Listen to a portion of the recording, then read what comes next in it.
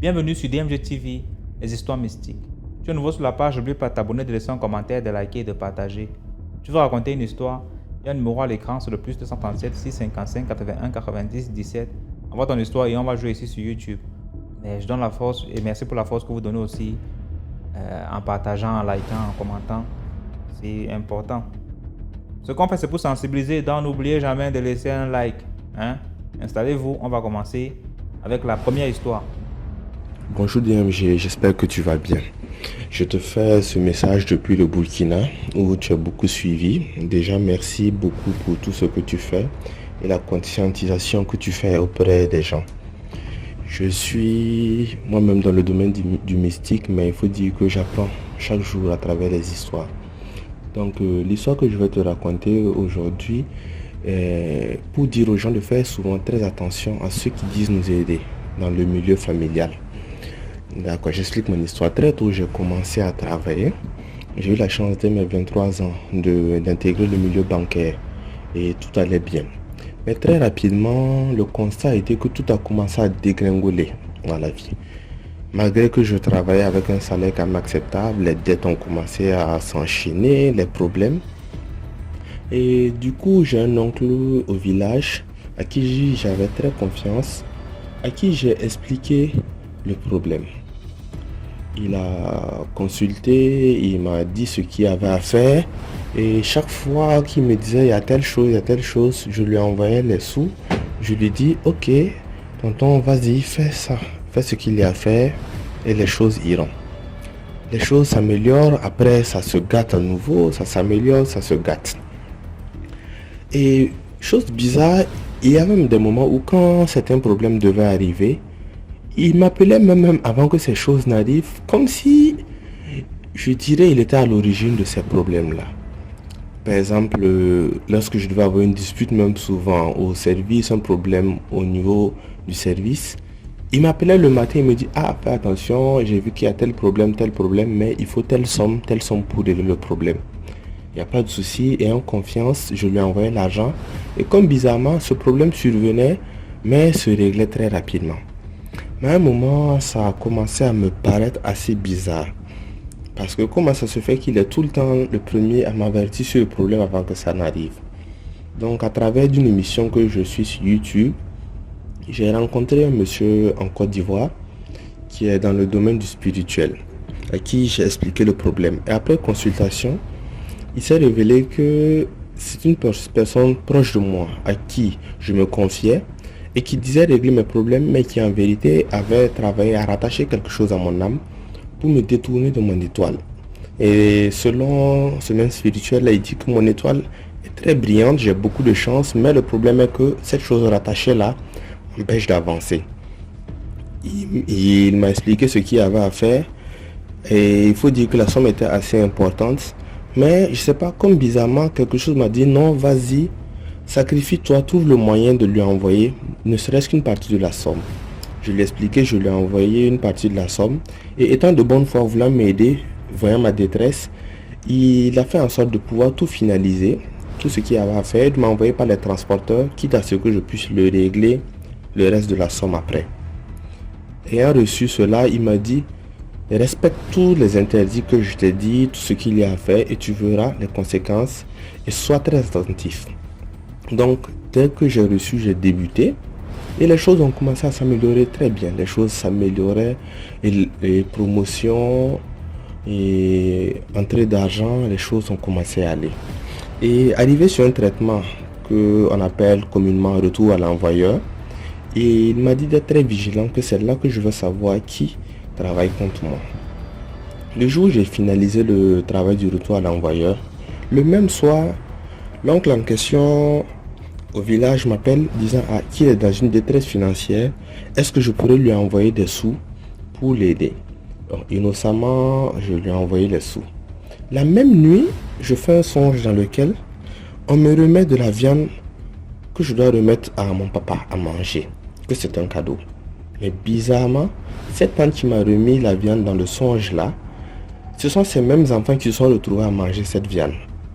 Et comme bizarrement dans ce même songe, après avoir consommé cette viande, dans le songe, je vois que c'est un de ces enfants qui est gravement malade. et je me suis réveillé. Qu'est-ce qui s'est passé? J'ai dit au papa, j'ai appelé mon papa. Je lui ai dit, ah, papa, voici le songe que j'ai fait, mais reste vigilant. Fais attention à tout ce qu'on t'enverra pour manger parce que je suis sur un traitement, sur un processus et ça, ce n'est pas anodin. Reste vigilant sur toute information qu'on te donne dans la famille. DM, je te dis, le même soir, le papa m'appelle. Ah, mon fils, tu avais raison. Il y a une de tes tantes qui est gravement malade et qui est tombée malade ce matin même. Et on l'a appelé depuis le village pour l'informer. DM, j'explique la situation au spirituel qui est en Côte d'Ivoire là, qui m'a remis le traitement. Et il me dit, ah, voilà, si je t'avais dit qui te faisait cela, tu ne m'aurais pas cru. Mais là, tu sais clairement qui a fait cela. Parce que c'est cette personne qui a demandé ton argent pour travailler contre toi et te faire t'écarter du traitement que tu es en train de faire. DMG, c'est pour dire ici que il faut vraiment qu'on reste vigilant. Souvent, les personnes dans la famille qui disent vouloir vous aider travaillent contre vous. Ils prennent votre argent, ils travaillent contre vous pour vous remettre en arrière. Parce que c'est pas sûr que votre succès et le profit que vous faites plaît à tout le monde. Donc, c'était pour dire à tout un chacun de rester vigilant, de ne jamais se fier à une seule personne et de toujours trouver la solution partout où il peut l'avoir, mais de façon prudente. Merci DMG, c'était tout. Et partagez, likez, partagez le direct et merci à tous. Voilà. Merci beaucoup pour l'histoire. Maintenant, on passe à la deuxième histoire. Bon, c'est ça.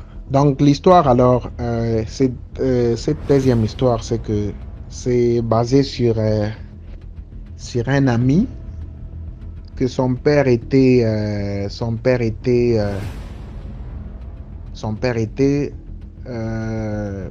Rose-Croix. Bon, déjà un Rose-Croix et puis il avait sa sirène dans sa maison. Chose bizarre et chose étrange qui était chez notre ami là-bas, c'était notre ami, son papa avait beaucoup d'argent. Parce que nous, on voyait déjà à l'époque là, il pouvait conduire à l'école du 1er au 30 lui-même. Il était déjà véhiculé à l'âge de 15 ans à 16 ans comme ça. Il était déjà véhiculé.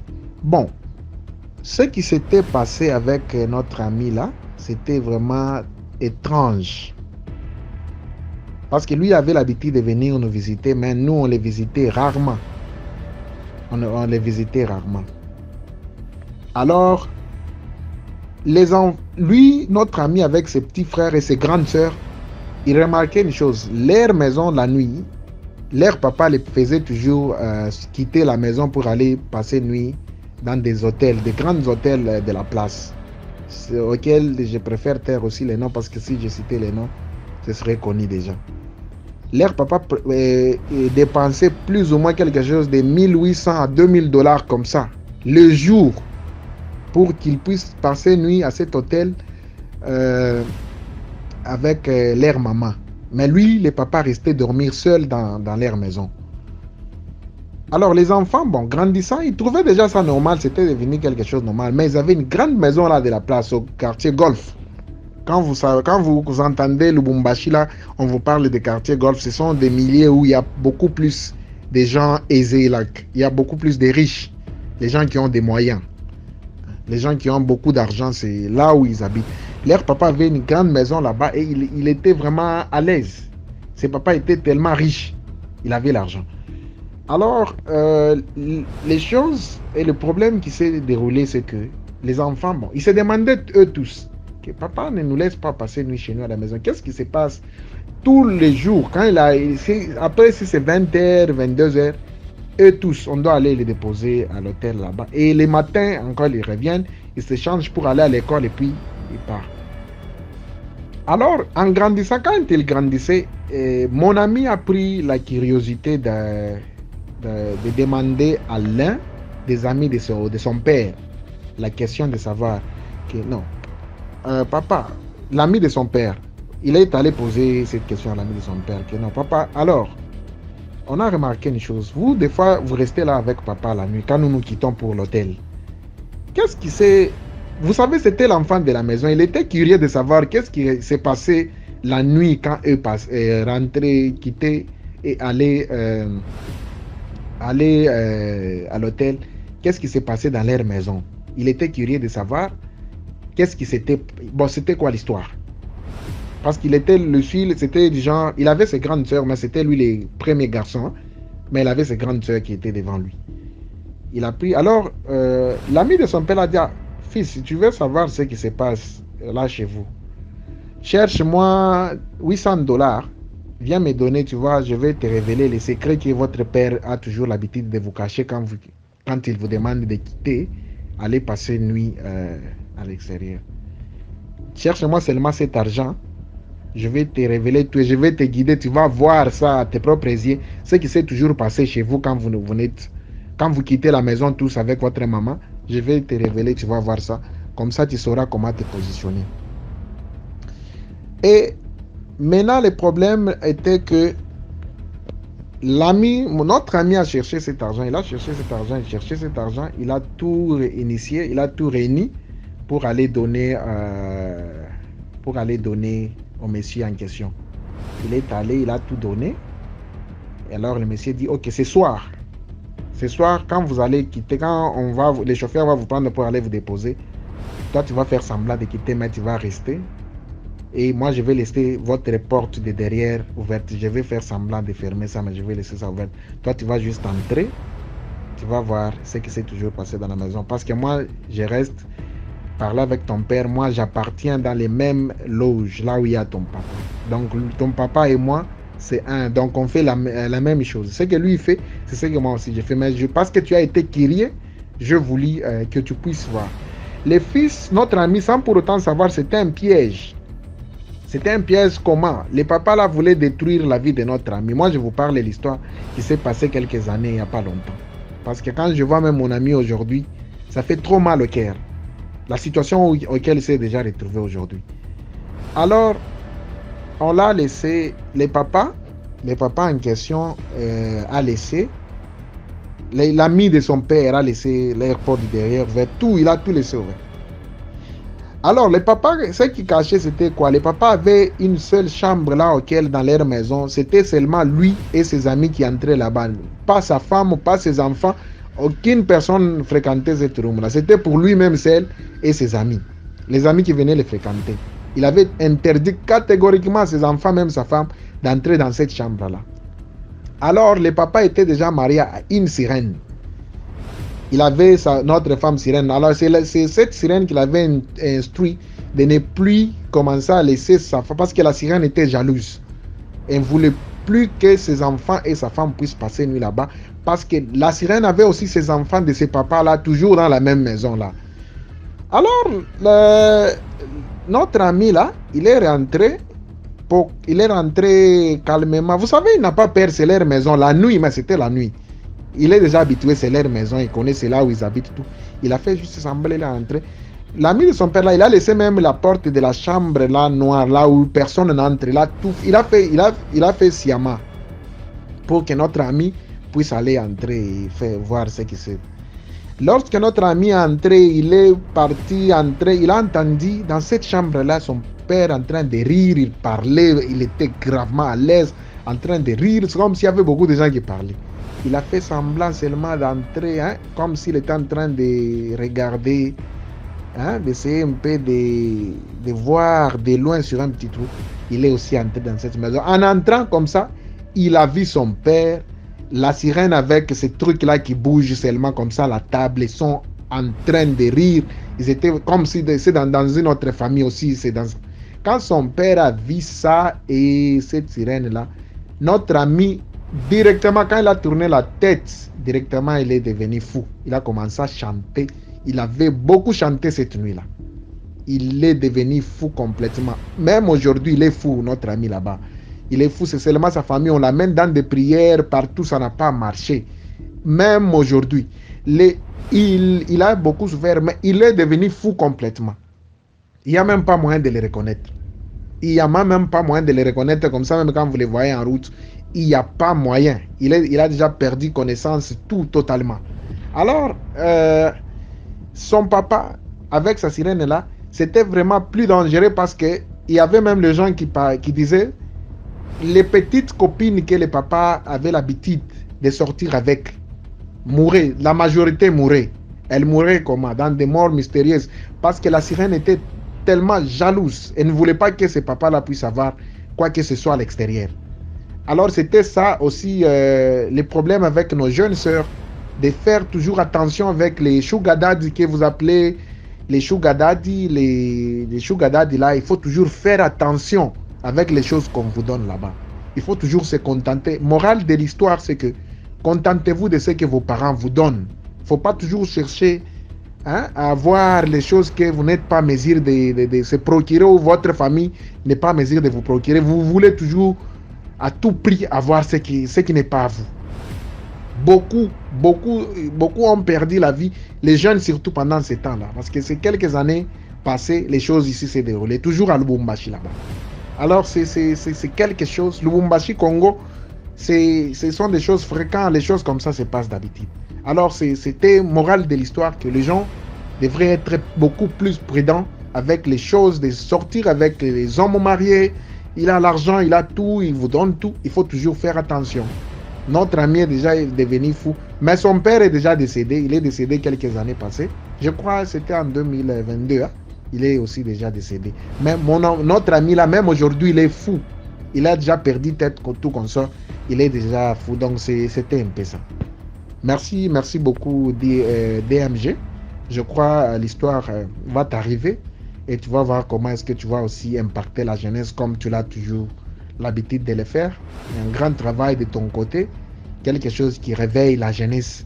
Et ce n'est pas au hasard. Je crois que tu as été inspiré par Dieu de commencer avec cette initiative.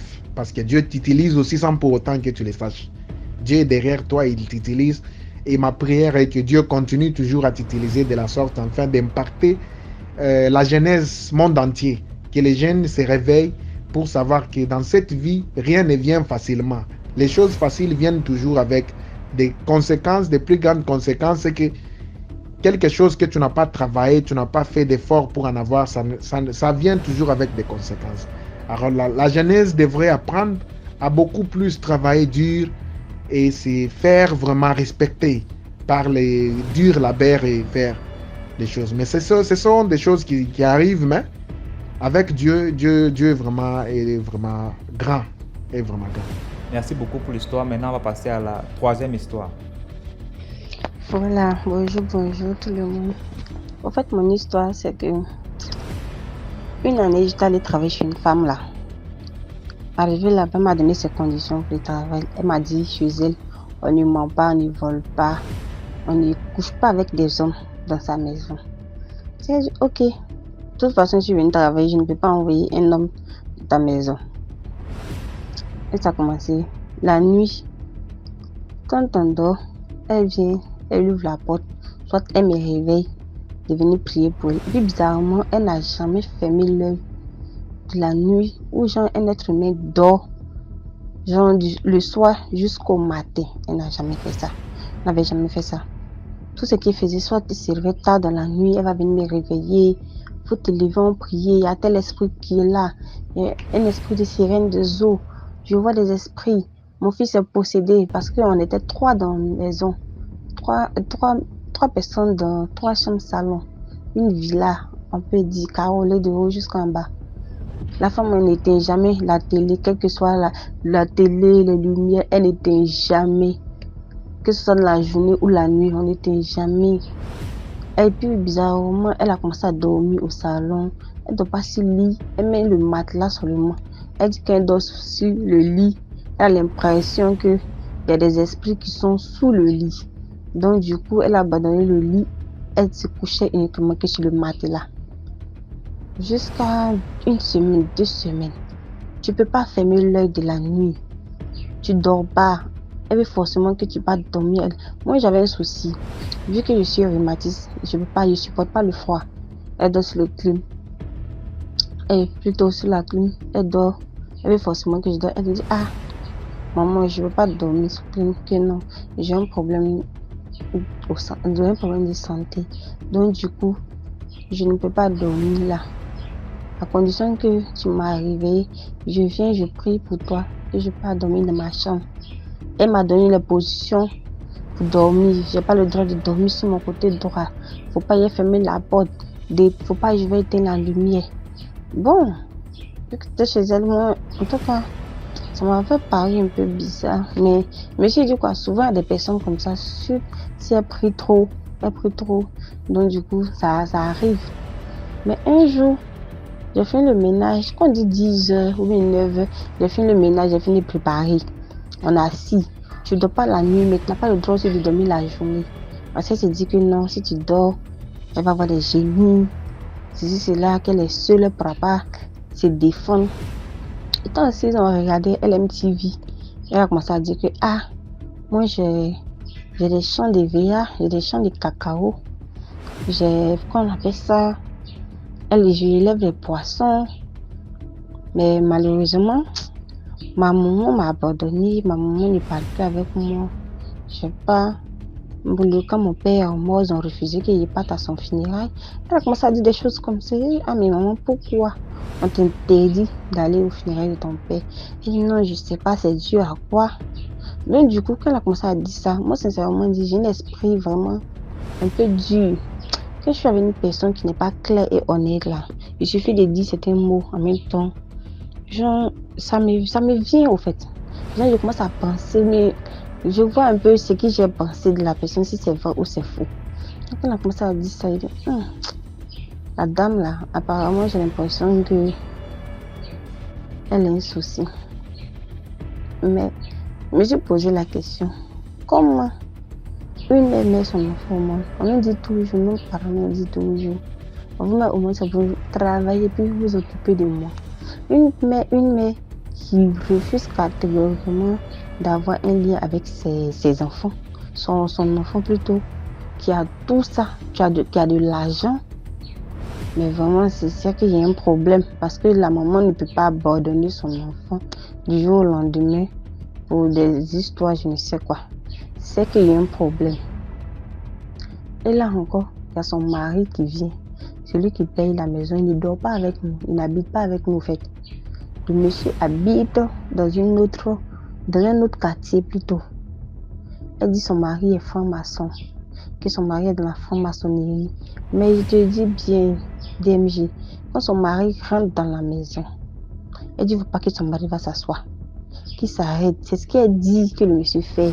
Le monsieur n'a pas le droit même de parler, de dire un seul mot. Et puis là, on dirait que quelqu'un, genre, ils ont travaillé, il a assis.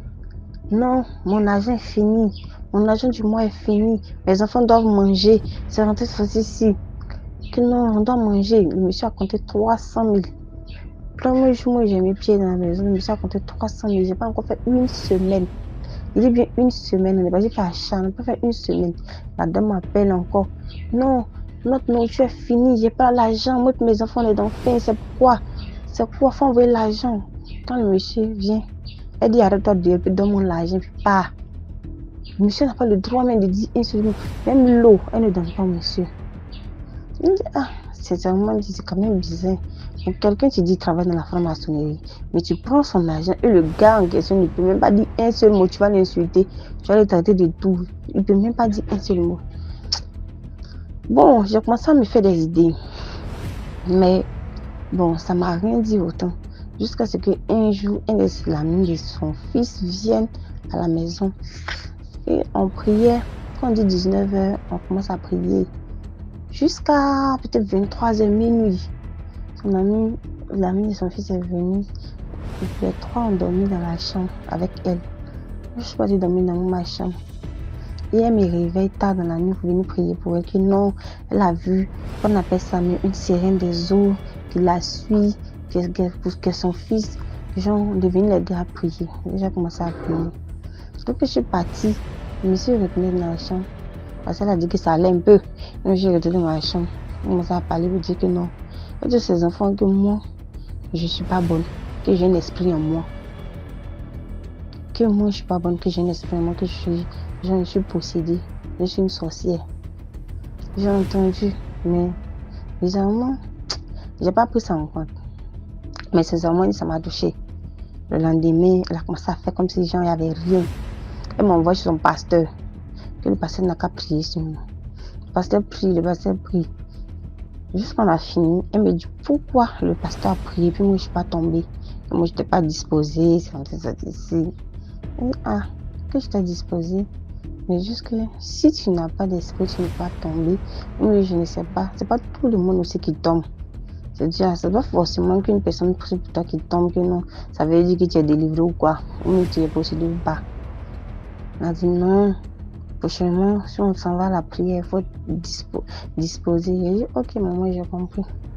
Mais entre 2 jours après, il y avait qu'on appelle ça une veillée. Veillée de 21h. On est parti à 16h. D'après elle, elle veut s'asseoir devant. Mais dès que la salle est remplie, les pasteurs sont venus. On est parti s'asseoir derrière du bien. De devant, on est parti s'asseoir derrière. Dernier banc. Et c'est là-bas qu'elle a commencé à être à l'aise. Et encore, elle a fait appel au gars, au pasteur, de venir prier pour moi après. Le pasteur a prié pour moi, on arrive à la maison, me dit que moi, je ne suis pas disposée, ça me sortit ici, patati patata. Je dis, ah la veille. Elle m'appelle, elle me dit que toi, je sens que si tu n'as pas un esprit démoniaque, c'est que tu vois clair. Et c'est dit, moi, je n'ai pas d'esprit. Elle me dit, ce soir, c'est moi, je dirige la prière, pas de souci. Quand il finit de diriger la prière, quand il donne le sujet, on prie, quand on dit Amen, quand on ouvre les yeux, elle me regarde, ses yeux sont dans mes yeux. Je ne sais pas si elle ne ferme pas ses yeux, c'est pas parce que vu que les yeux sont fermés, je ne sais pas si elle ne ferme pas les yeux. Donc, 3 fois, elle me dit que non. Pourquoi moi je prie, je ne ferme pas les yeux? Que moi je vois quoi? Je dis, je vois rien. Que tu vois quoi? Je dis, je vois rien. Elle me dit que je mens. Elle a commencé à insister. Ok. Moi, en tout cas, j'ai toujours dit, si tu vas dans un endroit que les gens se jouent au fou, il faut te jouer au fou aussi. Ils te jouent au bête, Je dis, ok, vu que ça se joue, je vais jouer. Moi, je dois se jouer. Elle a dit que j'avais une lumière passée vers la cuisine là-bas. J'ai dit, bien, la dame est devenue folle dans la maison. Pris des couteaux, déchirer le mur, a prié, délivrer. Ce jour, n'a pas dormi, n'a pas fermé l'œil. C'est moi, j'ai parlé. J'ai dit, non, c'est ça. Moi, dit, la maison, ça, je ne peux pas rester dedans. La femme a un souci. Non, quand il a dit ça, ma soeur dit non, tu peux rester. Pourquoi? Ou bien tu es trop paresseux. Non, il n'y a même pas de travail. Ça m'ennuie même le fait qu'il n'y a pas de travail. Tu finis de préparer, évidemment, mais c'est grillade seulement. Tu finis de préparer grillade, tu es assise, vous regardez télé seulement. Puis c'est LMTV seulement. Tu es assise seulement. Tu n'as pas le droit de dormir, tu n'as pas le droit de fermer l'œil. Que ce soit matin, dans la journée ou soit le soir. Mais, c'est quelle vie ça? Je n'ai pas encore fait terminer, j'ai fait 2 semaines. Après ça, il y a un de ses chauffeurs qui est venu. Le gars a commencé à tisser amitié avec moi. Il m'a dit, n'aime pas causer avec le gars, que le gars n'est pas bien. Quand soit tu es assis dehors, si sont reposés, quand tu es assis dehors, que le gars vient, qu'il me salue là, elle se fâche, elle commence à l'insulter. Il n'a pas compris le pourquoi. Il dit, il y a un souci. Je dis, il faut laisser celle-là, c'est son comme ça. Elle pense que genre, moi, ma bouche parle trop. Donc, elle a dit ça. Excusez-moi, j'ai un souci, donc c'est coupé. Donc, elle a dit ça. Ça m'a dit que, je dis, quel est le rapport? Vu qu'elle devenait encore de jour en jour bizarre, c'est-à-dire qu'il voyait les démons, soit je suis possédée, sans se sortir ici, elle dit, elle a lu où les démons deviennent trop, que c'est moi qui dois suivre son mari qui est franc-maçon là. Je ne vais pas perdre la vie dedans. Il ne faudrait pas que je reste dans ça et puis je perds la vie. Puis c'est pas au juste les deux. Qui est qui? Si c'est le monsieur qui est franc-maçonnerie, oui, c'est la dame même en question qui avait un souci. Parce que pour quelqu'un qui est dans la franc-maçonnerie, il ne peut pas se laisser diriger par une femme jusqu'à ce point où il ne pas dire bonjour. J'ai pris ma route, je suis partie. Je n'ai pas fini le mois. C'est comme ça restait moi 1 semaine et puis j'allais finir le mois. Elle était censée me payer les semaines que j'avais à elle. Mais elle n'a rien dit. Elle n'a pas dit, elle a dit, il faut partir. Moi, je lui ai dit, ok, même transport. Il a dit non, que ça va. Vu que c'était pas loin de chez moi, il a dit que ça va. J'ai pris la moto chez André. Je suis venue net. Le lendemain, mais 2 jours après, le gardien, et du coup, le chauffeur en question m'appelle. Il demande, allô, c'est qui? Non, c'est le chauffeur de ta tante. Il dit oui. Qu'est-ce que comme il dit non, ça va. Qu'il a quoi, t'es pas vu ici 2 jours. Il dit non. Il n'y a rien que je travaille plus là-bas. Et il dit, Que c'est pour cela que ta tante a envoyé des filles, de qu'on appelle ça même, des jeunes qui sont en train de chauffer, boire la bière. Et tu dis quoi? Il dit oui, qu'ils sont en train de chauffer. C'est que bon, donc du coup c'est moi qui suis de partir dans sa maison, je l'empêche de faire sa vie. Et moi je suis qui pour l'empêcher de faire sa vie?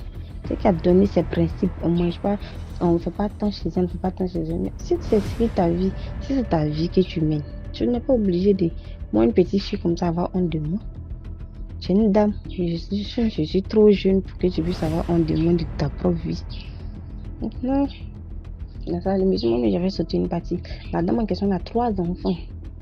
Elle a 3 enfants, ses enfants me l'ont abandonné, ils ne sont même pas ici. Ils sont dans le pays qu'on appelle ça même européen. C'est ça, le monsieur me dit en question que, au fait, voilà son problème. Que sa maman l'a abandonné. Personne de sa famille veut causer elle parce que elle fait vaudou. Que sa maman l'a surpris une fois. Elle a été de faire sacrifice avec du sang. Donc depuis lors, elle a chassé. Elle dit c'est que son frère même qui est devenu fou. Pour rien, c'est que c'est sa soeur qui l'a rendu fou. Et que son papa même qui est mort, c'est que c'est sa soeur qui l'a tué pour de l'argent. Pour de l'argent. Donc voilà un peu mon histoire. Donc c'est que j'ai Dieu qui m'a sauvé puis je suis quitté là-bas. Il dit en tout cas, moi maman, je voulais te dire ça, c'est pour cela qu'elle ne voulait pas que je parle avec toi. Il dit j'ai compris l'affaire. Donc voilà un peu. Ça veut dire que certaines personnes qui te disent que non, ils prient toujours. Ils sont tout tentés de prier matin, midi, soir, tu vois les démons là. Donc on va se poser la question, mais qu'est-ce qu'ils ont fait? Et puis ça, c'est eux qui voient les démons. Vu toi, tu es là, tu vois pas aussi. En tout cas, c'était un peu ça mon histoire. Merci beaucoup pour l'histoire. Maintenant, on passe à la 4e histoire. Salut DMG et salut à toute la communauté. C'est toujours moi, votre frère de la République centrafricaine, précisément à Bangui, la ville écologique. Comme je vous disais que je suis un entrepreneur et je suis aussi jumeau et je suis né d'une famille chrétienne pratiquant. Pour mon histoire, en tant qu'entrepreneur, j'ai une entreprise et une ONG. Bon, je suis toujours en train de chercher des partenariats, tout ça. Bon, je vous raconte l'histoire de mon premier projet. Donc, cette histoire-là, c'est pour conscientiser mes amis entrepreneurs, mes amis humanitaires. Écoutez ceci. Je fais le DMG. Partagez cette histoire pour mes amis entrepreneurs, ceux qui aiment créer des associations, des ONG, des fondations. Pour mes amis entrepreneurs, ceux qui veulent entreprendre dans les PME, tout ça, n'importe quel secteur. Cette histoire vous concerne. C'est mon histoire personnelle que j'ai vécu ça. Je vous rappelle que je suis à Bangui.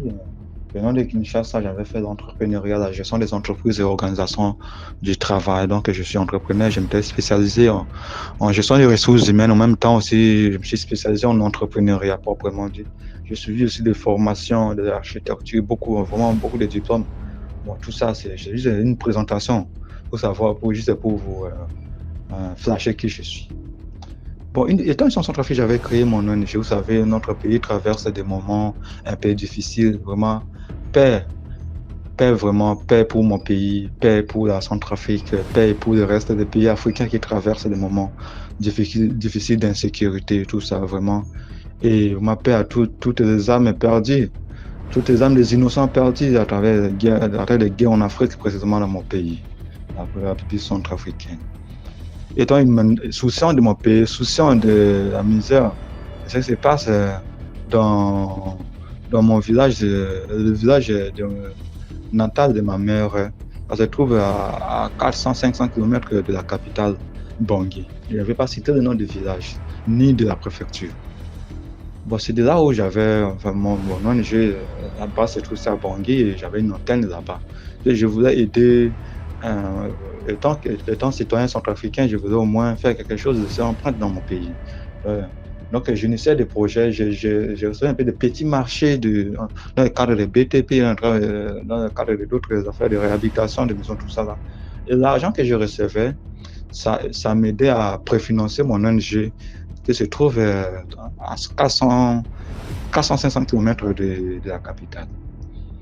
À un certain moment, La communauté voyait tout ce que je faisais là. Pourquoi un jeune homme comme lui, il peut construire sa maison, il peut faire tout ça, mais pourquoi il veut juste s'investir? Moi, je faisais plutôt, j'étais plutôt, comme je suis né dans une famille, je n'ai que des sœurs, je n'ai pas de frères, je suis l'unique garçon de ma famille, quoi. Et moi, j'étais protecteur de mes sœurs. J'étais tout petit, mais j'étais protecteur de mes sœurs, vraiment. Et dans mon village de ma mère, je vous rappelle que là-bas, les jeunes filles sont toujours mariées précocement, soit ils ont des grossesses précoces, puis elles sont violées et tout ça là. Et moi, ça m'intrigue. Quand je voyais là vraiment, et ouais, c'est comme si ce sont mes propres sœurs donc pour ça, la raison pour laquelle j'étais motivé de prendre mon argent, d'investir, à les former en alphabétisation. Puis là-bas aussi, il y a cette discrimination. Ils ne voient pas de filles à l'école et moi, je suis contre ça, vraiment, je suis contre ça. Et moi, j'investissais mon argent pour leur prise en charge en alphabétisation. Et comme je suis un entrepreneur, et puis là, et ainsi que je les formais également dans des métiers comme couture, comme ménage, en fait, l'hôtellerie, cuisine, et tout ça. Et ceux qui avaient un peu connaissaient lire et écrire là, souvent je les branchais aussi chez certains ONG, certains collègues des ONG, RH, comme je suis aussi RH, je suis un peu dans cette plateforme-là. Je le prenais comme des relais communautaires, ceux qui savaient écrire là, comme des relais communautaires, tout ça. C'est un peu. De là maintenant, les Nations Unies, ça s'appelle MINUSCA, s'il avait vu vraiment les efforts que moi j'entreprenais, et puis non. Ils voulaient me donner un marché là. Un marché là, ils voulaient me donner comme ça. Hein. Moi-même, j'avais même pas soumis l'appel d'offres et tout ça. Pour moi, je voyais que c'était un miracle, quoi. C'était un miracle pour moi, tout ça là. Mais c'est là où commence mon histoire mystique, je vous dis. Quand ils m'ont proposé ce marché-là, le marché c'est quoi? C'est la réhabilitation du marché central. Je vous rappelle, c'est une sous-préfecture. Hein. Le marché en question, ça a été construit depuis le colon français. Depuis là, je vous dis, je ne sais pas si c'est quelle mine, jusqu'à présent, ça n'a pas été réhabilité. Et pour les humanitaires venaient là, ils avaient même des financements pour ça, mais ils partaient. Ils venaient, ils partaient. Les gens ne comprenaient pas. Qu'est-ce qui se passe dans ce marché-là? Pourquoi les gens ne veulent pas qu'on puisse réhabiliter ce marché-là? Pourquoi? C'est là où les gens ont des suspicions, tout ça. Les gens fouillaient quoi. Quand les humanitaires venaient pour réhabiliter ce marché-là, ils fouillaient eux-mêmes. Je ne savais pas ce qui se passait. Moi, je dis, en fait, moi, c'est une opportunité, quoi. Ça me permet aussi d'entrer dans le système des agences des Nations Unies. Ça va me permettre de gagner des grands marchés. Donc, je devais me sacrifier pour ces petits marchés-là, ça va m'ouvrir des portes. Un risqueur comme moi, comme tout autre jeune entrepreneur qui, pour entreprendre, il faut prendre des risques, il faut être audacieux, prendre des risques, je vous dis. J'ai mis ma tête dedans au piou, j'ai accepté le marché. Mais maintenant, moi, c'est curieux que j'étais, je voulais devoir le faire la preuve. Parce qu'ils avaient déjà toutes les données, ils m'ont donné toutes les données. Je dis non, moi, je ne me fie pas à toutes ces données-là, je dois le faire une pré-évaluation, quoi. De cette marché. Donc, j'ai pris deux. Bon, en fait, j'étais d'abord allé moi seul d'abord. Mais c'était de là maintenant pour aller voir le marché, faire un peu d'expertise du marché. C'est de là où mon histoire a commencé. Je vous dis, DG. Partout, il n'y a pas d'avions. Il n'y a pas d'avions, il y a souvent des aérodromes, des avions INAS qui partent là-bas. Là. Ah, moi, je fais des réservations, mais rien. Je dis, c'est quelle histoire là? Le temps passait. Je dis, bon, je peux aller voir les baleinières, tout ça. Les baleinières aussi.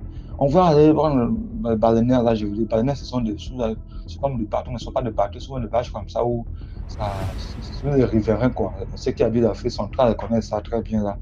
Ça transporte des commerçants, tout ça sur l'eau, tout ça. Mais pendant ce temps que je vais aller prendre les baleinières, il y avait un baleinier qui avait commis l'accident. En fait, c'était englouti, les gens avaient perdu la vie, tout ça. Paix à leurs âmes, vraiment. Là, moi, j'avais dit, c'est Dieu qui voulait me montrer. Non. Mais ça n'allait pas, je ne peux pas prendre de baleinières. Et de bon, la seule solution, c'est de chercher une moto, de prendre par la voie terrestre, peu importe l'insécurité. Quand je vous dis, là, pendant ce temps, 2018, mon père était encore dans l'insécurité totale. Et puis, j'avais pris des risques. Et sur la moto, j'étais avec la femme du point focal On avait pris la moto ensemble avec la femme du point focal de la MINUSCA des Nations Unies dans cette sous-préfecture-là. On a pris une moto, C'était un frère musulman qui nous transportait. On a très bien pris la moto. Même pas 1 kilomètre crevaison. Ah! Bon, moi, comme je suis un jumeau, comme je vois les choses là, je vais dire, avant même de partir, j'ai dit, toi, tu as acheté des pneus. Oh non, moi, mes pneus sont tout neufs, tout ça. On achète des pneus, même 4, 5, achète ça. Oh non, tu veux montrer quoi? Je fais cette route, là, c'est ma route que je fais chaque jour. Tu veux montrer quoi? Non. Peu importe le temps de tes pneus, achète, je te dis. Moi, Dieu m'a donné le temps de voir les choses. Là, je sens que vraiment notre voyage là, c'est un voyage là, un peu trop. Tout ça. Non, moi, je suis là, je suis bien blindé, tout ça. Et, ok, d'accord, il n'y a pas de problème. 1 kilomètre comme ça, crevaison. Je dis, je te disais quoi? 1 kilomètre là, il nous a dit d'attendre. Là, il est parti acheter de pneus. Tous pneus, j'étais 3 comme ça. Il a changé tout ça. On est allé crevaison encore. Une fois crevaison, on a utilisé tous ces pneus là. De là où on était là, c'était plus moyen de retourner, ni moyen d'aller en avant. Donc il fallait juste le faire. Il y a souvent des gens là, des jeunes courageux qui réparent souvent des motos, des routes, des zones de croix là, un peu des croix sauvages, quoi. Des écorces d'arbres là, tout ça. Quoi, des pneus, c'est là où c'était l'unique moyen pour nous.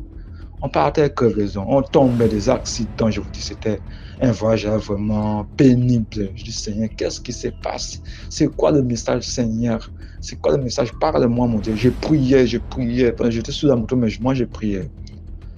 Pendant ce temps, comme je vous dis, moi, à chaque danger, Dieu me permet de voir, d'anticiper les choses. Je voyais dans l'espace comme ça. Moi, j'étais derrière la femme du point focal de la MINUSCA des Nations Unies était au milieu et puis devant c'était le chauffeur. Pendant ce temps, je me voyais, c'est comme si tout ça était disparu, je me trouvais moi seul. Et devant, je voyais des gens un peu comme de folklore. Vous savez comment les gens traditionnels font des folklore, je voyais en train de faire un peu des rituels devant moi comme ça. Maintenant, en esprit, j'ai crié au nom de Jésus, au nom de Jésus, au nom de Jésus. Automatiquement, je vis encore un homme là, géant, vêtu de blanc comme ça, d'une couleur un peu, je peux dire quoi. Il avait l'air comme un métis comme ça, cheveux longs, il a dit, voici, récite ces versets bibliques. Automatiquement, le verset m'est venu en tête. Depuis ce jour, je n'ai jamais oublié ces versets-là. C'est dans Psaume 23, le chapitre, il a dit, récite ces chapitres, tout. Ça a venu dans mon esprit, j'ai commencé maintenant à ressusciter ça. L'Éternel, mon berger, je ne manquerai de rien, il me fait reposer dans de verts pâturages, je me dirige près des eaux paisibles, restaure mon âme, me conduit à la chambre de la justice à cause de son nom. Même si je marche dans la vallée de l'ombre de la mort, je ne crains aucun mal, car tu es avec moi. Ta houlette et ton bâton me rassurent. Pendant que je continuais jusqu'à la fin du chapitre, j'ai voulu le psaume 23, je vous dis, on s'est retrouvé, en ouvrant les yeux comme ça. Oh, on avait déjà commis l'accident, je vous dis, on s'est retrouvé. Bon, comment était l'accident? C'est plutôt les chauffeurs, là, les motards là, qui avaient fait ça. Donc, la voie normale, il y avait un arbre, un gros arbre qui était tombé, les gens avaient coupé. Il y avait encore des branches là, tout ça, bien pointu, tout ça, là, qui regardaient sur la route. Eux, les gens avaient créé une route itinéraire pour dévier l'arbre là, qui était tombé sur la route là. Et maintenant, pendant ce temps, il avait les sens contraires, donc les gens avaient envoûté, donc ils ont changé la route, quoi. Là où ils devaient prendre, ils devaient s'adresser, c'est là où se trouvait l'écorce d'arbre, là, c'est là où ils voyaient comme la route, et la vraie route, ils voyaient comme c'était l'arbre, donc ils ont déplacé l'arbre mystiquement. Donc il a pris maintenant, il s'est adressé dans là où il y avait un peu d'âme, je vous dis. En voyant ça, on voit un peu le scénario, c'était la mort. La lettre est percée, tout ça, la lettre est percée. La montée s'est projetée dans le noyau de cet arbre. C'est un gros arbre, je vois. Après qu'ils ont coupé les branches, ils mettent dans le noyau, vraiment. Je vous dis, quand je faisais la montée déjà là, au moins Dieu m'a permis d'ouvrir les yeux. Je vois, la montée était tombée sur moi. Je vois le motard là et la femme de MINUSCA là. Chaos. Je commence à rêver la femme de MINUSCA. Serre, réveille-toi. Poum, elle a repris connaissance. Elle dit, au nom de Jésus, reviens-toi. L'âme de ma sœur, reviens sur ce corps. Au nom de Jésus. Automatiquement, elle a pris connaissance. Qu'est-ce qui se passe? Je dis aussi, bon, mon frère musulman, je ne sais pas qu'est-ce qui est sur toi? Tu disais que tu es blindé, mais je ne sais pas. Mais moi, je suis blindé par le sang de Jésus-Christ. J'appelle le sang de Jésus-Christ de venir te libérer dans le nom de Jésus-Christ. Il s'est sursauté, il a crié, Allah! Directement, il s'est sursauté. Il a dit, où se trouve nous? On est coincé. Comment sortir de la moto? Là où on était vraiment dans les branches, là, vraiment dedans, je vous dis. Comment on s'est retrouvé dedans? Même pour sortir là, bon, c'est notre bien. Mais pour faire sortir la moto, je vous dis, Dieu nous a sauvés. Moi, j'avais aucun... Donc, même pas en train de gratinure, mais par contre, mon ordinateur, je vous dis, c'était fracassé, vraiment. Époudré même, mais grave, je vous dis. La moto, ouais. Bon, quant à la moto, juste... pas aussi de la panne, au niveau de la moto était intacte. Mais par contre, les chauffeurs musulmans avaient des coups au niveau des pieds. Son pied droit, c'est là où ils pédalaient la moto. Je sais qu'ils savent pédaler la moto, ça fait ça. C'est là où ils pédalaient la moto, c'est là où il y avait des chocs. Il n'y avait pas moyen de démarrer encore la moto. Donc, c'est moi plutôt qui démarrais pour lui et puis je sais prendre pour lui également aussi. Petit comme ça là, il fait déjà nuit à 18h là déjà. Bon, en fait, on était déjà à 100 quelques kilomètres de destination. Mais il y avait une sous-préfecture là devant nous. Il fallait au moins dormir là et puis le matin réparer la moto, tout ça avant de poursuivre notre route. On était à 8 km maintenant de la sous-préfecture qui était devant nous là. Je vous dis, pendant qu'ils nous faisaient la sombre, on ne voyait plus devant la phare de moto. Piou, piou, piou! Ha, ha, ha! On était vraiment dans la forêt. Je vous dis, pendant ce temps, il faisait vraiment horrible, calme et total. Moi, je dis non, moi là, je dis arrête-toi avec la moto. Je ne sais pas qui tu es. La femme de Miska, je ne sais pas qui tu es. Mais rappelez-moi, moi, tant que je suis ici, rien ne nous arrive encore de mal. Je n'ai jamais fait du mal à qui que ce soit. Je n'ai jamais couché avec la femme de qui que ce soit. Je ne prends pas l'alcool. Je ne prends pas, je ne fais pas de vie de païen, tout ça là. Je déclare par le sang de Jésus que je suis lié par le sang de Jésus. Je déclare ma victoire car c'est sur sa maître ici que je suis guéri, que je suis protégé. Donc peu importe, je ne sais pas, vous les esprits de cette route là, je n'ai aucun problème avec vous. Je n'ai rien de vous, rien ne vous lie avec moi. Je ne sais pas ce qu'ont fait ces deux gens, mais tant que je suis là à cause de moi, libérez notre route. Au nom de Jésus, au nom de Jésus. Quand je finis de prier directement, c'est comme si je suis esprit. Mais tu as un téléphone, non? C'est comme si un esprit me dit, mais tu as un téléphone là. Je dis bon, tout le monde, ceux qui ont le téléphone là, peut sortir le téléphone. On a allumé, j'ai donné notre, on a pris notre téléphone, on a fait, donc on a pris une lasse là, on a un caoutchouc là, on a lié sur le moto, guidon de moto là, ça éclairait juste là où se trouve l'épinay pour voir un peu de la devanture, l'épinay pour voir.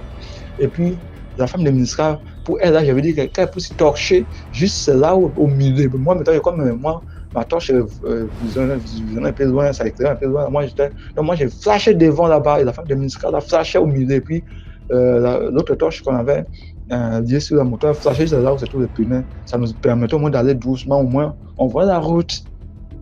Puis hier, j'ai prié jusqu'à ce qu'on est arrivé. Et puis, on a dormi le matin, on a poussé notre route. Jusqu'à ce qu'on était bien arrivé. Donc c'est d'abord une partie de l'histoire pour ne pas prendre le temps. Ça c'est suite 1 quoi, suite 1. Donc je coupe pour activer la suite de l'histoire. Merci beaucoup pour l'histoire. Maintenant on passe à la 5e histoire rapidement. Bonsoir DMG TV, bonsoir la famille, j'espère que vous allez tous bien. Moi je vais bien. Ça fait quelques temps que je voulais faire ce témoignage, mais j'étais en train de bien réfléchir si c'était vraiment la volonté de Dieu que je le fasse, mais je le fais. Après mûre réflexion, j'ai vu bon de le faire. Et si je fais ce témoignage, c'est pour rendre gloire à Dieu, c'est pour édifier surtout la jeunesse qui croit que la spiritualité et tout ce qui va avec, c'est pour les vieux. Et que pour nous les jeunes, ce qui nous concerne, c'est la belle vie, l'argent, les voitures, les femmes, le luxe, tout ça. Non. La spiritualité, c'est aussi pour nous. Et rien n'est plus beau que d'être conscient du monde spirituel, que de vivre les choses spirituelles. Rien n'est plus beau. Surtout quand c'est en Dieu, surtout ça. Bon, c'est pour raconter mon histoire. Mon histoire commence en fin 2017. Déjà, avant de commencer, je voudrais dire que la Bible dit que Dieu nous a créé à notre image, à son image et à sa ressemblance. Ce qui fait que si Dieu a du pouvoir, ça veut dire que quelque part aussi, nous avons une partie de divinité et donc par conséquent, nous avons aussi certains dons spirituels. Chacun de nous a une capacité divine en lui. Donc, j'espère juste que ceux qui vont suivre ce vocal que je fais ne voyez pas ça comme si c'était, je ne sais pas quoi, c'était un truc d'extra ou bien je ne sais pas. Parce que toi, mon frère qui me suit, toi, ma soeur qui me suit, tu es capable de vivre ces choses si tu as la foi que tu es d'abord spirituel avant d'être naturel. Tu es d'abord fils de Dieu avant d'être fils de X et Y, la personne qui t'a accouché. Donc, voilà mon histoire. Ça commence en fin 2017, d'où j'ai donné ma vie à Dieu après visitation. Parce que je ne suis pas venu à Dieu si simplement. C'était un combat, un grand combat. C'est aussi une histoire que je vais raconter prochainement. Oui, je donne ma vie à Dieu. Ça commence bien, tout va bien. Mais à un certain niveau, dans la vie chrétienne, dans la foi chrétienne, je commence à vivre ce qu'on appelle la persécution. Je suis persécuté, on refuse que j'aille à l'église. L'église là c'est une secte. L'église là c'est ceci, c'est cela. Blablabla, blablabla, blablabla. Je continue et je persévère. Mais dans ma chair que je suis aussi faible dans ma chair que je suis, je commençais à être fatigué. Je ne trouvais mon réconfort qu'en Dieu. Je pleurais que devant lui. C'est donc comme ça que j'étais dans les jeûnes et prières, que Dieu qui me soutienne parce que c'était tellement fort, même ma mère était contre moi, c'était fort. C'est donc comme ça que je prie. Le dernier jour de mon jeûne, je m'étais endormi au salon. J'ai rêvé d'eau. Je suis assis. C'était comme un temple, mais sauf qu'il n'y avait pas de bâtisse. Il n'y avait pas, je ne sais pas, de colonne. C'était comme un vaste terrain avec la nuée qui survolait sur le sol. Il y avait la nuée, un peu comme les nuages. Je ne sais pas si on dit les nuages, ça remplissait le sol, ça couvrait. C'était comme un vaste océan de nuée. J'étais assis là. Et j'étais en train de pleurer. Et je parlais au même moment dans le rêve, mais je ne parlais pas à haute voix. Ma prière était plus une prière calme, comme si je murmurais, comme si je bougeais les lèvres, quelque chose comme ça. Et je pleurais au même moment. Et dans le rêve, j'ai constaté que mes larmes et les paroles qui sortaient de ma bouche se transformaient en diamants et en perles. C'est donc comme ça, c'est devenu une longue colonne. Ce que je disais là est devenu une longue colonne. C'est donc maintenant comme ça que, quand c'est devenu une longue colonne, je suis le matin que je vois cette longue colonne là, je suis ébloui par la beauté. Je vois maintenant une main qui arrête cette colonne là. Et la main là, quand j'ai vu la main là, j'ai été surpris, je me suis levé.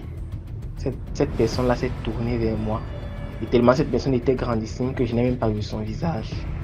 J'ai seulement vu une grande autorité devant moi. Et tellement la présence de la personne m'a reconforté, seul sans que la personne me prenne dans ses bras, ça m'a reconforté, j'étais stupéfait. Et alors que je pleurais dans le rêve, tout de suite j'ai essuyé mes larmes. J'étais tellement petite devant cette personne-là, tellement petite.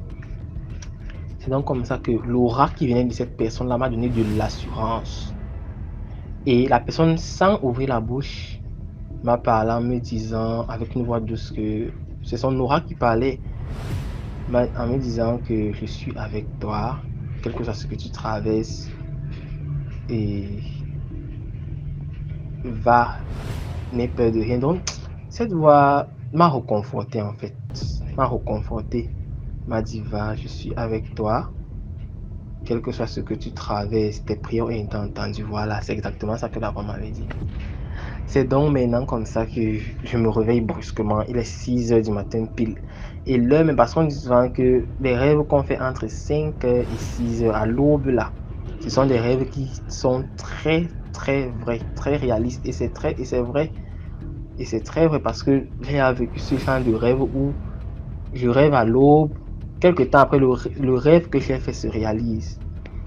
Je me souviens à 6 heures pile net, je me suis levé. J'allais parler de ça à la femme du pasteur.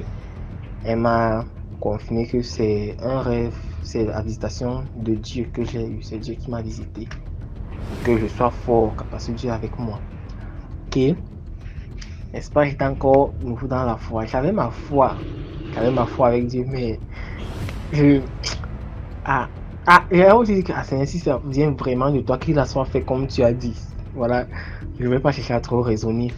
C'est donc maintenant comme ça que ma mère envisage de m'envoyer au village, elle m'envoie au village que si je ne prends pas la décision de changer d'église, je vais caler et fréquenter au village. Mais si j'arrête d'aller à l'église, je vais rester dans la continuer de fréquenter.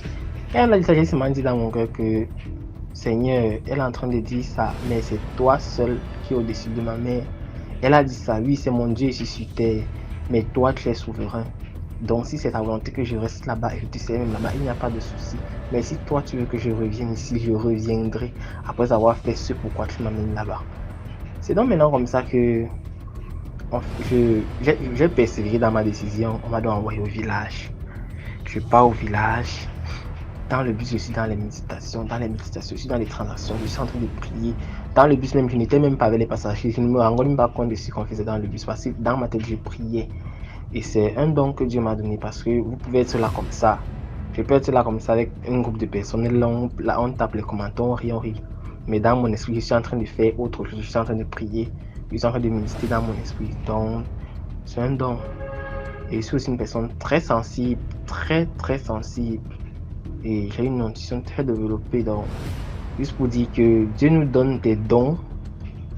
Dieu nous donne des dons que même nous ne sommes pas conscients à la naissance, nous ne sommes pas conscients de cela. Et ces dons-là commencent à être activés quand nous sommes conscients qu'un autre monde supérieur à ce que nous voyons existe. Voilà, donc maintenant, j'arrive au village. Et quand j'arrive au village, la première parole, quand je mets mon pied au sol, la première parole qui monte dans mon esprit, c'est tout lieu que la plante de tes pieds foulera, je te le donne. Et quand je comprends comme ça, je n'ai jamais vu ce verset. C'est une parole qui m'est venue comme ça, là, que je n'ai jamais lu dans la Bible. Jamais, comme je dis jamais là. C'est donc comme ça que j'ai écrit à une sœur de l'église que voilà, quand je suis venu à l'église, voilà ce que le Saint-Esprit a mis dans mon esprit, telle parole. Elle me confirme que ce verset, cette parole que j'ai reçue est dans la Bible, c'est un verset de la Bible. Je lis dans tout le chapitre.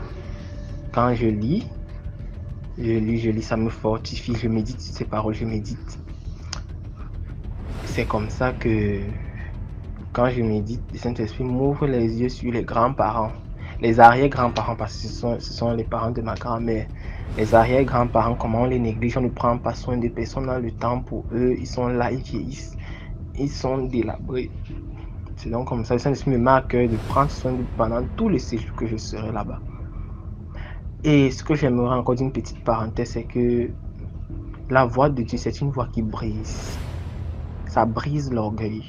Dieu ne viendra jamais te parler pour te rendre encore plus orgueilleux. La voix de Dieu, c'est une voix qui brise l'orgueil. La voix de Dieu vient pour briser l'orgueil de l'homme et pour le relever dans l'humilité. Voilà ce que je vais attirer.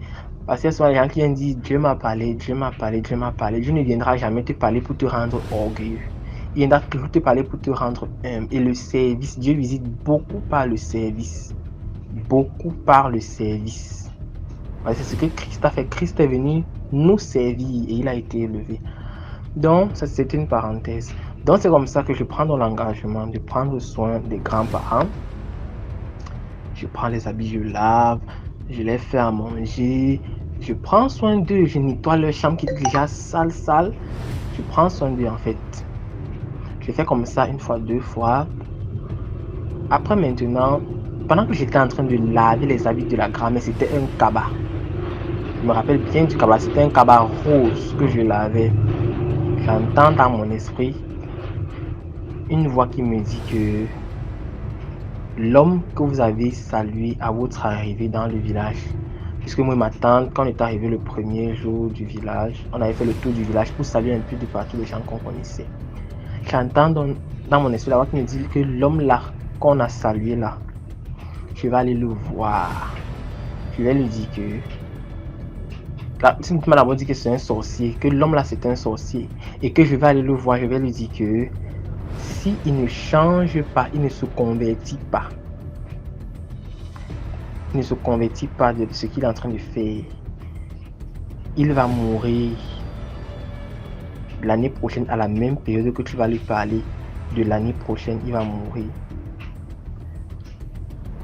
Car si Dieu avait permis qu'il vive jusqu'à longtemps, jusqu'à cet âge-là, jusqu'à ce qu'il soit vieux là, c'était parce que Dieu voulait qu'il se convertisse.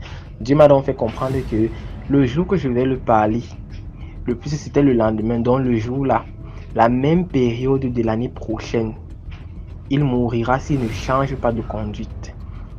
La même chose pour le pasteur. Dieu m'a dit que je vais aller et je vais dire au pasteur que s'il ne change pas sa manière de gérer son peuple, sa manière de guider son peuple, la même période de l'année prochaine, la même période à laquelle j'ai envie de parler là, mais l'année prochaine qui va suivre, il va mourir. N'est-ce pas, je suis comme ça. Faible dans ma chair que je suis, je commence à douter. Je doute. Il faut dire, j'ai douté. Je dis que, mais Seigneur, c'est encore quel genre ça? Mais je n'ai pas résisté que, si c'est toi qui m'as envoyé, je vais le faire, papa. Mais si vraiment c'est ma chair qui m'a parlé, pardon, épargne-moi, retire ça de mon esprit. C'est comme ça que ça reste collé dans mon esprit, ça reste collé. Il sent que non, ici là, si Dieu insiste, il faut que je le fasse. C'est comme ça que le lendemain, avant de partir, je prie, je fais mon jeûne, je suis dans le jeûne, dans une esprit de méditation. Je sors, je ne dis à personne d'où je pars, parce que dans mon esprit, c'était que je ne dois dire à personne. Je sors, je ne dis à personne. Je pars, j'arrive chez le père là, chez le sorcier là. Je m'assois. Le Saint-Esprit m'avait dit de ne pas entrer dans sa chambre, de rester au salon avec lui, de ne pas aller dans les endroits, les pièces reculées de la maison. C'est ça qui s'est passé. Et je dois entrer, j'ai exhorté le monsieur, j'ai exhorté. Il faisait toujours pitié, il faisait tellement pitié. Tellement pitié. Et les sorciers sont comme ça, hein. Ils sont comme ça, ils font tellement pitié, tellement gentil, tellement... Je ne sais pas. C'est donc comme ça que je l'exhorte, maintenant je lui dis ce que Dieu m'a dit de lui dire, que si il a vieilli jusqu'ici, c'est parce que Dieu voulait qu'il change de conduite, qu'il se repente. Mais que s'il ne se repent pas, il va payer pour ses actes, et que l'année prochaine, la même période que ça de parler ici de l'année prochaine, il va mourir. Et quand on parlait, il me parlait de comment sa femme est morte, tout ceci, tout ceci. Et dans mon esprit, j'entendais que c'est lui qui a tué ses enfants, c'est lui qui a tué sa femme. C'est lui qui les a tués. C'est donc maintenant comme ça que je lui ai dit ce que j'avais à lui dire, et lui me croyait me convaincre qu'il est enfant de Dieu, patati patata. Et il m'a envoyé dans la chambre là où il a la machette qui tue les sorciers avec dans la nuit. Le Saint-Esprit me dit de ne même pas essayer d'aller là-bas, que s'il n'est pas là-bas, c'est pour qu'il me tue. Je ne suis pas allé. J'ai fait ce que j'avais à faire avec lui, je suis sorti. Il a résisté, comme il a résisté, je suis sorti, je suis parti. Je ne vais pas voir le pasteur à l'église. Quand je suis à l'église, j'observe l'atmosphère, j'observe. Je vous assure que l'église, ce n'est pas le bruit. L'église, c'est mon corps. L'église, c'est ton corps. Là où on se rassemble pour louer Dieu, tout ça là, c'est une maison, c'est une bâtisse, c'est un lieu de rassemblement. L'église, c'est mon corps, l'église, c'est ton corps. Et une vraie église de Dieu, un sorcier ne peut pas s'y introduire. Un vrai lieu là où on bâtit Dieu, d'où on vient pour louer Dieu, un sorcier ne peut pas s'y introduire. Mais dans notre église là-bas au village, les sorciers font des transactions dans la salle. Les sorciers entrent dans le lieu dont on se rassemble pour louer Dieu là-bas au village. Les sorciers entrent, ils font du n'importe quoi. C'est donc comme ça qu'à la fin du culte, je me rapproche du pasteur, il dit que je vais le voir. Il m'accueille bien, on cause. Après, je lui dis ce que Dieu m'a dit de lui dire. Mais n'est-ce pas, il m'a dit que je suis trop petit, je ne peux pas l'enseigner la voix de Dieu, que j'ai même besoin des cours. Il voit que je suis ignorant, je ne peux rien l'apprendre, patati patata. Mais bon, je lui avais déjà dit ce que Dieu m'a demandé de lui dire. Je suis parti. C'est comme ça qu'on a soulevé tout le village contre moi. J'ai subi les persécutions, ma grand-mère m'a tapé, les gens m'insultaient, les gens me voyaient d'un mauvais œil. J'étais devenu la risée du village. Mais bon, il n'y a pas de souci. Et depuis que j'ai fait cette mission-là, je recevais les attaques dans mes rêves. Dans mes rêves, je suis en train de rêver comment un sorcier, une personne vient m'attaquer dans le rêve. Je ne vois pas le visage. Soit le visage est déformé, soit je ne vois pas le visage. Mais la partie que la personne là va toucher dans mon rêve pour me faire mal. Quand je me mets, c'est cette partie-là qui me fait mal. S'il a touché mon pied dans le rêve, quand il va me réveiller, c'est mon pied là, la lunette, l'endroit là qui va me faire mal. Je vais prier, ça va passer. Les combats. Le combat s'est matérialisé physiquement, ce n'était plus le rêve, c'était que une fois j'étais allé puiser l'eau à la fontaine. Je suis là, je suis couché, je suis en train de puiser, je suis en train de pomper l'eau. Après, je sens un frisson qui m'attrape. La chair de poule, mes poils se tendent. Quand je me demande que mes Seigneur, c'est quoi ça? Je me tourne, je vois des insectes qui sont autour de moi, qui m'entourent. Je dis que mince. Je commence à prier, c'est comme ça que les insectes s'éloignent de moi. Je vous assure, dans mon village, il y a la sorcellerie. Je suis à l'est, dans les zones reculées de l'est, la Bertois, c'est mon village natal là-bas. Je suis de l'est. C'est comme ça. Les insectes s'éloignent, mais depuis le jour là, j'ai senti comme s'il y avait un goitre dans ma gorge. Je ne pouvais plus bien avaler de l'eau, ni bien avaler de la nourriture. C'était comme un goitre qui était calé de ma gorge jusqu'à ma poitrine, dans ma poitrine. Donc je n'avalais plus bien la nourriture, je ne mangeais plus bien. C'était comme une gêne. Mais grâce à Dieu, ça n'a pas pris de l'ampleur. C'est comme ça que j'ai digéré avec ça. Le reste des vacances, du temps de vivre, j'étais comme la risée du village. Bon, moi je m'en foutais parce que je ne vis pas pour la gloire d'un homme, je vis pour la gloire de Dieu. C'est comme ça que, à la fin des vacances, on fait nos bagages, on monte sur Douala. L'espoir dans mon esprit, c'était que, Seigneur, je n'ai pas porté ta croix ici dans ce village pour rien. Si ce que j'ai fait là, c'est toi qui m'as demandé de faire ça, ça va se passer comme j'ai compris exactement dans mon esprit. C'est ce que j'ai dit, je suis passé sur ça.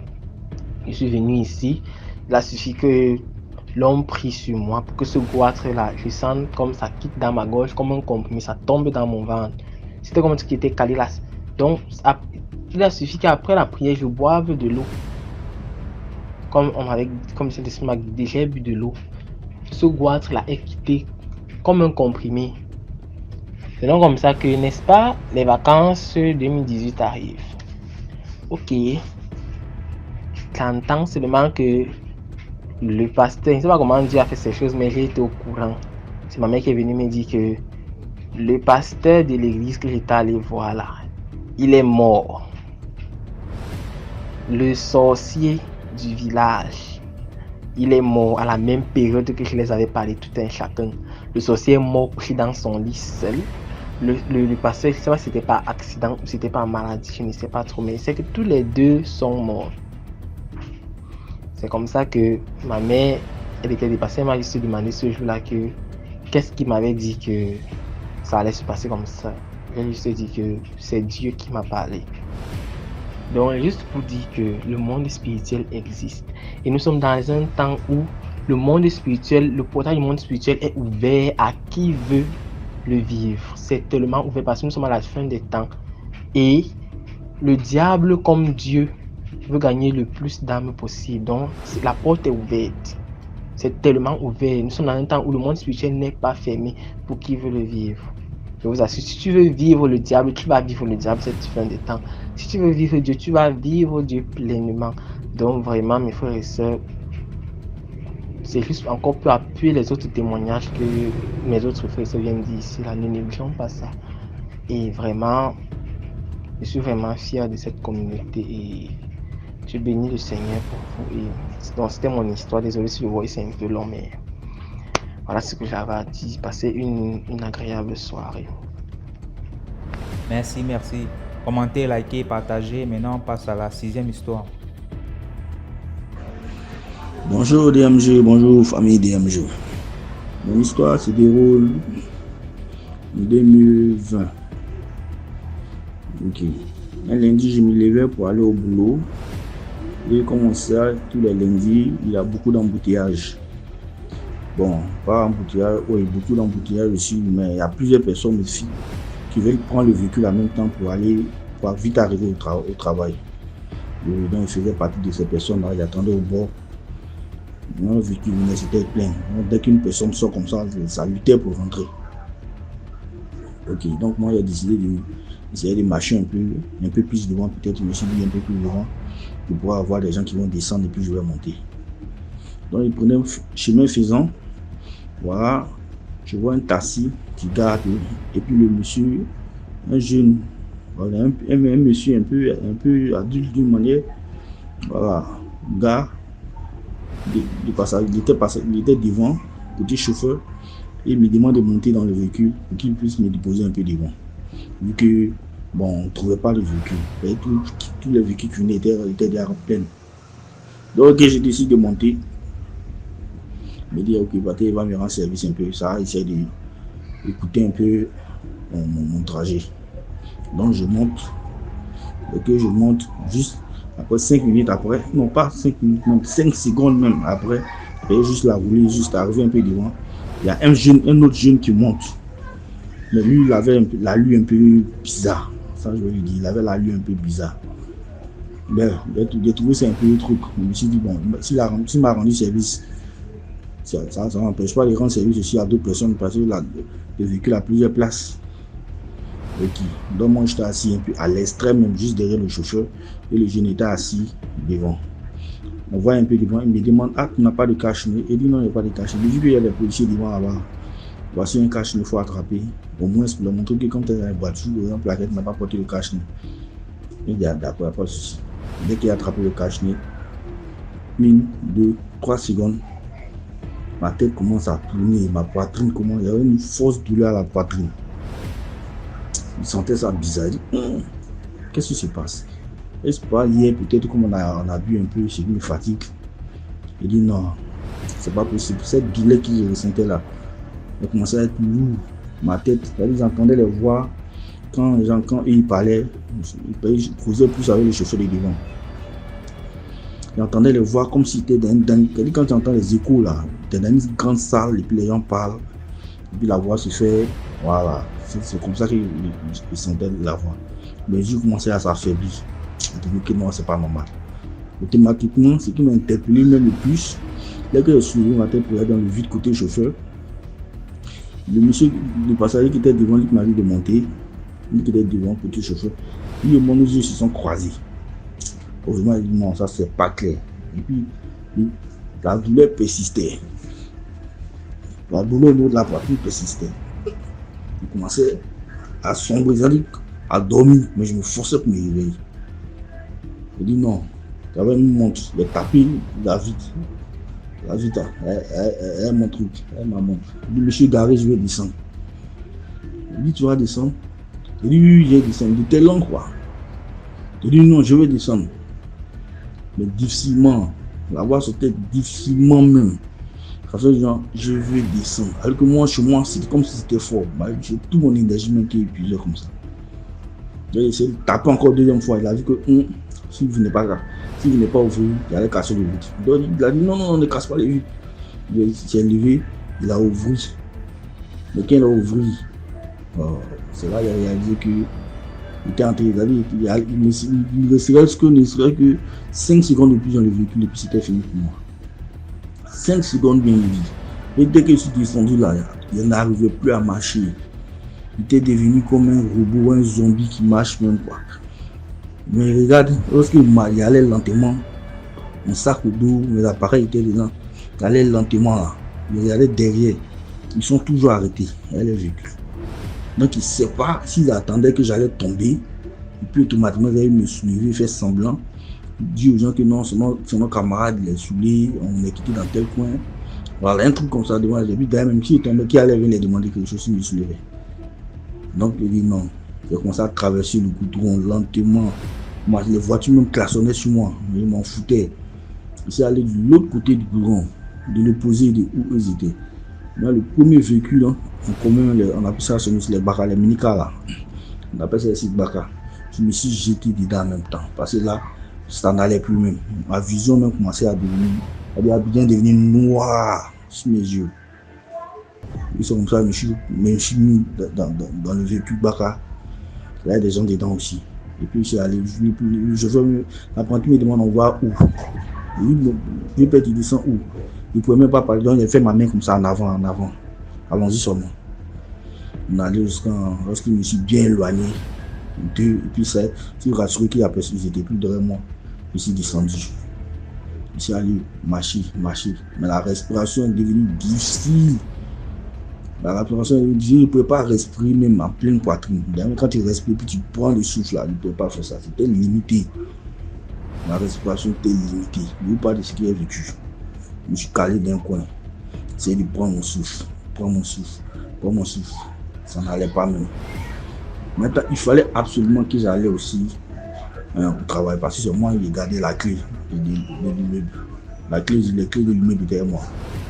Donc il fallait absolument que je parte au travail. Donc je me suis forcé. Et pour cette fois-ci, les véhicules en commun là, j'ai eu aussi. Où les gens étaient beaucoup dedans. Donc c'est comme ça, je me suis forcé jusqu'à ce que je suis arrivé au travail. Arrivé au travail, avec la tête qui tournait, le vertige quoi. Et il dit, je vais aller laver un peu mon visage pour voir. Peut-être que ça s'est calmé. Mais quand j'ai pris l'eau, je mets sur mon visage. Famille, je lui dis, il dirait que c'est du piment que j'ai pris pour frotter sur mon visage. L'eau, hein. Il dirait que c'est du piment que j'ai pris pour frotter sur mon visage. Mon visage a commencé à me brûler. Brûler même, mes larmes sautaient. Mes narines, tout ça, il dirait qu'ils ont pris ma tête pour me mettre dans le piment, bien ils ont mis lacrymogène spécialement pour mon visage. Le lacrymogène, ils ont pris seulement pour une bonne quantité pour mettre sur mon visage. C'est allé mon visage s'est climatisé jusqu'à la douleur s'est calmée un peu. La douleur s'est calmée. Le travail s'est fait. Jusqu'à 16h, je rentrais à la maison. Le travail est fini, je rentrais. Arrivé à la maison, on va dire 17h, 18h comme ça là. Mon cœur commence à battre. Même puis je panique. Quand je vois les gens, j'entends un bruit, tout, mon cœur coupe.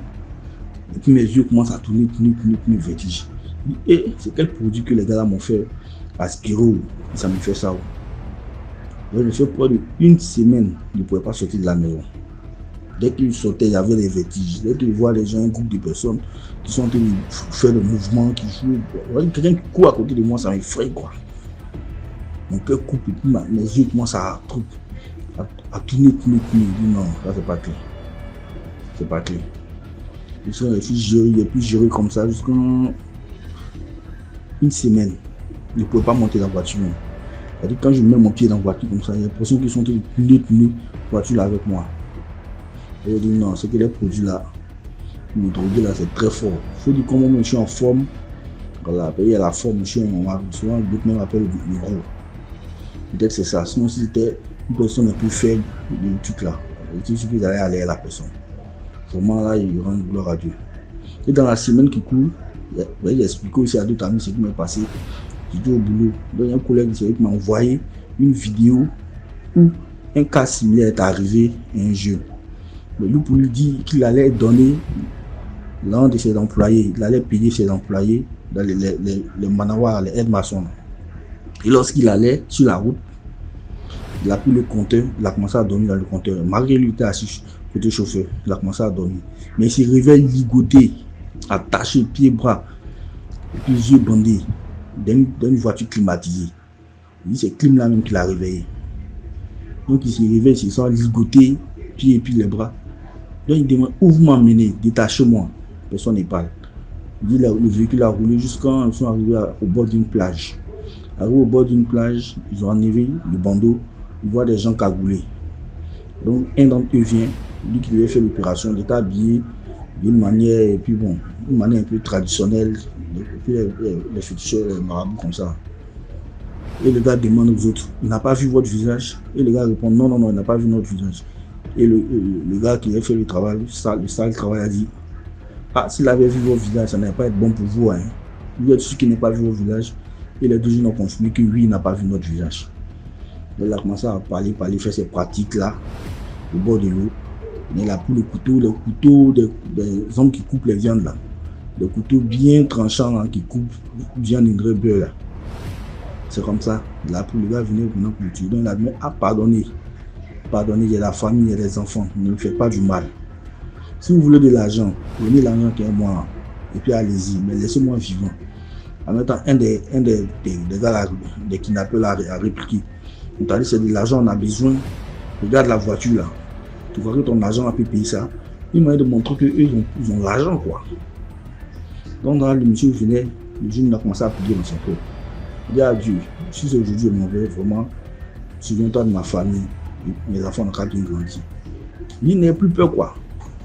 Maintenant, quand le gars est venu, pour le tuer maintenant, il dit non, lui, la main de voix, il n'a pas peur. C'est le féticheur là, l'homme qui doit faire le travail là. Excusez-moi, je suis le féticheur, il y a d'autres féticheurs qui font le bon boulot. L'homme qui doit faire le travail, le sale travail, a dit, celui-là, il n'a pas peur de la manière, je le vois. Donc, si on fait ça, là, ça ne sera pas bon pour nous. En même temps, on a commencé à s'échapper. Mais pourquoi? On a donné 1 million à l'homme de taxi là. On a donné 1 million à l'homme de taxi, le chauffeur de taxi là. Où on va avoir quelqu'un de ton corps. On a déjà donné 1 million. Il dit non, moi il y a longtemps ici dans ce domaine là. Celui-là, la main de voir son cœur là, il n'a pas peur. Donc si ça a aventuré à le faire ça là, ça ne sera pas bon pour nous. Parce que le jeune dit effectivement il n'avait pas peur. Il faisait qu'il priait seulement dans son cœur.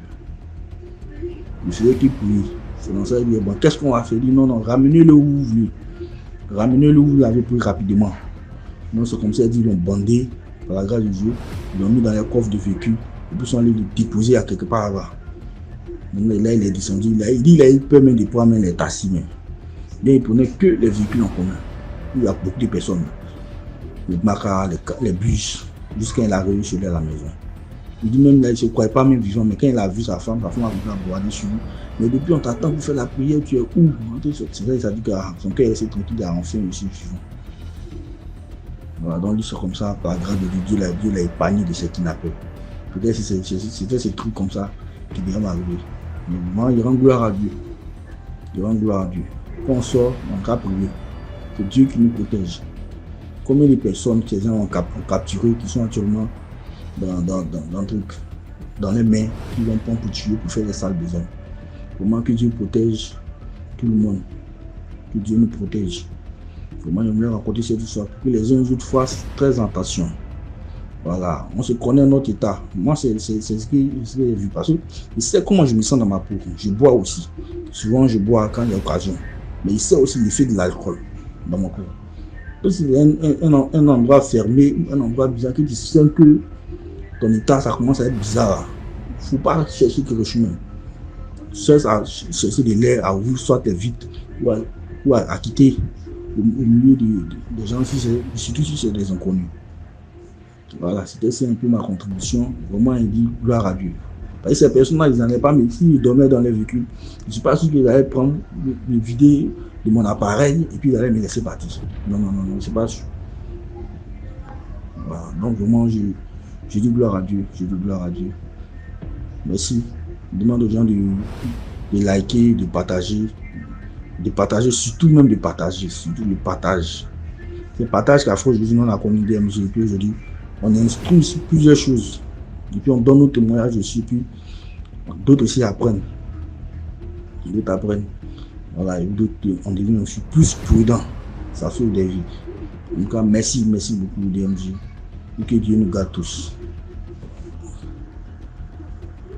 Voilà, c'est tout pour aujourd'hui. J'espère que vous avez apprécié le programme. Donc, on se prend demain 12h00. Surtout ceux qui n'ont pas encore liké, allez liker la vidéo, laissez un commentaire, même hors du live chat là. Allez laisser un commentaire là-bas aussi. Merci, c'est important. Voilà.